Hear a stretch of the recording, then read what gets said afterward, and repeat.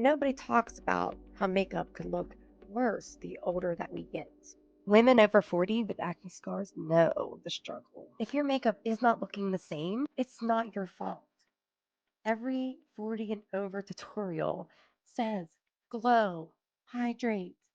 That only works for certain people. If you keep listening to these influencers, they're going to have you broke. You're not going to trust anybody. For one, glow is not always your friend. There's not enough real people showing real skin without a filter. Most foundations are too wet for textured skin. What do you do when they say less products? It makes you look better whenever you have problematic skin. Now, that's exactly why I reach for the VFX every single time. It will not fail me. It's skin like, gives you full coverage, but it's not detectable and made for mature skin. And some of us just need a softer finish, not more slip.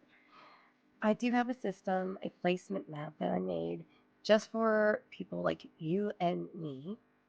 I'll put the link below and you can go and grab that. I really think now you aren't looking for perfection. You just want smoother.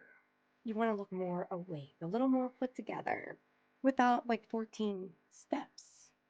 That's it. Not influencer makeup. Definitely not full glam at 9 a.m. on Monday.